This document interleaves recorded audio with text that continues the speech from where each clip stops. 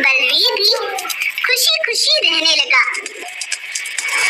अब समय बीतता गया और बलवीर जवान हो गया। एक बार बलवीर सिंह जंगल में घूम रहा था।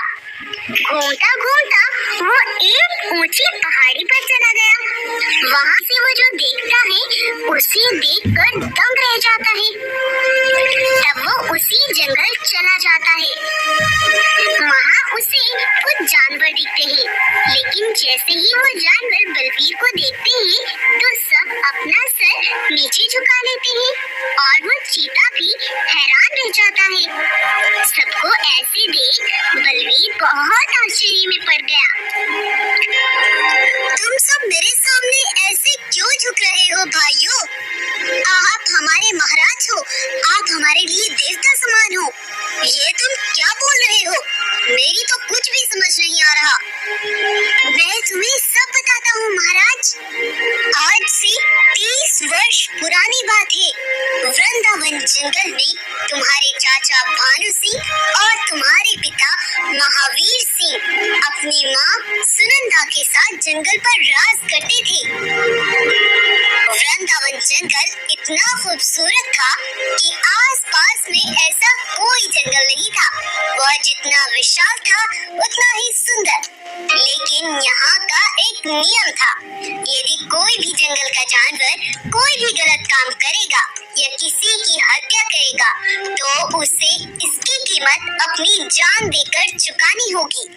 महावीर बड़ा समझदार था और दयालु, और भानु में कोई खास योग्यता नहीं थी।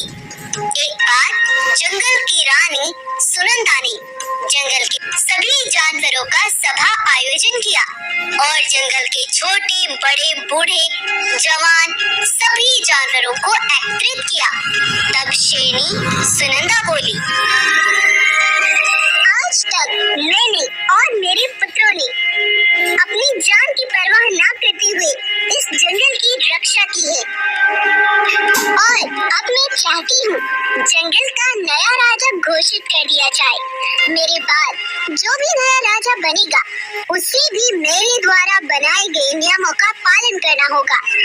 और अब तुम सबको फैसला करना होगा, तुम अपना महाराज किसे चुनोगे, भानु सिंह को या फिर महावीर को? सभी जानवर महावीर को ही जंगल का राजा बनाना चाहते थे, लेकिन अभी कुछ सुनिश्चित नहीं हुआ था कि तभी वहाँ एक भालू बहुत घबराया हुआ आया और कहने लगा, महारानी जी, पास वाले सुंदरवन जंगल में कुछ खतरनाक बाघ घुस आए हैं। वो वहाँ के सभी जानवरों को मारकर खा रहे हैं। तब महावीर तेजी से दौड़ता हुआ सुंदरवन जंगल पहुँचा और उन खतरनाक बाघों को डराकर वहाँ से भगा दिया। तभी वहाँ महावीर की नजर एक शेरनी पर पड़ गई जिसका नाम सुंदरी था। महावीर ने जब उसे देखा तो वह उसे मन ही मन पसंद करने लगा था, लेकिन भानु ने अपना एक जासूस महावीर के पीछे लगा रखा था और वह जान चुका था कि महावीर सुंदरी से प्यार करने लगा है। वह जाकर सीधा ये बात भानु को बताता है। अब भानु इसका फायदा उठाने की सोचने लगता है और एक जासूसी प्लान के साथ अपनी माँ सुनंदा के पास पहुंचा। माँ, वो मैं आपसे कुछ कहना चाहता था माँ। हाँ बेटा, कहो क्या बात है? वो मुझे माँ सुंदरवन की एक सुंदरी पसंद आ गई है। अब मैं उससे विवाह करना चाहता हूँ। हाँ, ये तो बड़ी खुशी की बात है बेटा, और सौभाग्यवती हो वो सुंदरी जो वृंदावन की राजकुमारी बनेगी। ये सुनंदा का वादा है तुमसे। आज से सुंदरी तुम्हारी हुई। अब भानु तो बड़ा प्रसन्न था। उसका प्लान आखिर जो काम कर रहा था। सुनंदा यह पैगाम एक लौंडी के हाथ सुंदरी को भेजती है। लौंडी सुंदरी को सब बताती है, लेकिन सुंदरी ने भानु सिंह के लिए साफ मना कर दिया। जब ये बात लौंडी ने जाकर सुनंदा को बताई तो वो गुस्से से लाल हो गई और भानु भी बहुत गुस्सा हो गया।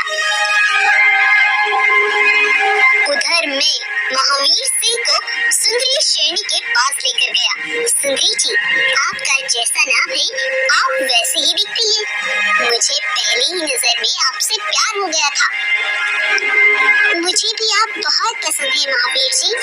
फिर महावीर सुंदरी को लेकर अपने जंगल आ गया और माँ सुनंदा से कहा, अम्मा जी, मैं सुंदरी से विवाह करना चाहता हूँ। तब सुनंदा गुस्से से बोली, तुम्हें शर्म नहीं आती ऐसी बात करते हुए? इस शेरनी को अपनी सुंदरता पर इतना ही घमंड है, इसने भानु से विवाह करने के लिए इनकार कर दिया और मैं भानु को वचन दे चुकी हूँ। सुनो शेरनी, तुम्हारी शादी होगी तो होगी भानु से। लेकिन शेरनी बड़ी निडर थी। वह बोली, आप मेरी अनुमति के बिना मेरे विवाह के लिए किसी को कैसे वचन दे सकती हैं? मैं यहाँ सिर्फ और सिर्फ महावीर के लिए आई हूँ। हमारे जंगल में हमारे ही सामने खड़ी होकर हमें ही बातें बता रही हो, तो सुनो, मेरा बेटा महावीर भी तुमसे शादी नहीं करेगा। तब महावीर बोलता है, माँ, किसी को कोई अधिकार नहीं है कि किसी की अनुमति के बिना किसी का विवाह तय किया जाए, और मैं सुंदरी से प्रेम करता हूँ माँ, इसीलिए मैं सुंदरी का साथ दूँ। यह सुनकर सुनंदा और भी ज्यादा क्रोधित हो जाती है और कहती है, तो फिर सुनो, यदि तुम मेरा भानु को दिया गया वचन तोड़ोगे तो तुम अभी के अभी इस जंगल से निकल जाओ। यह सुनकर महावीर बिल्कुल टूट गया था और सुंदरी को लेकर एक छोटे से घर में रहने लगा। वहाँ भी वह सभी जानवरों की मदद करता और सबसे मिलकर रहता। अब सुंदरी भी गर्भवती हो चुकी थी। उधर भानु महावीर के जाने के बाद बड़ा खुश था, क्योंकि वो राजा जो बन चुका था। लेकिन कहीं महावीर वापस ना आ जाए, यह सोच सोच कर वो पागल हो रहा था। तब वो एक चाल चलता है और अपने ऊपर खून लगाकर सुनंदा के पास जाता है। देखो माँ, तुम्हारे पुत्र ने ये मेरा क्या हाल किया है। वो मुझे जान से मारना चाहता है माँ, जिससे मेरे बाद वो जंगल का राजा बन सके। उसने मेरे कुछ सिपाहियों को भी मार डाला। उसने जंगल के बड़े नियम तोड़े हैं माँ। जंगल का नियम तोड़ने वाले की सजा मौत है। महावीर को मरना होगा।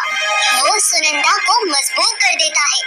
फिर रात में भानु ने मुझे बुलाया और कहा, चीता, तुमने इस जंगल में आने से पहले यह शपथ ली थी कि अपने आखिरी दम तक जंगल के महाराज की कोई बात नहीं टालोगे।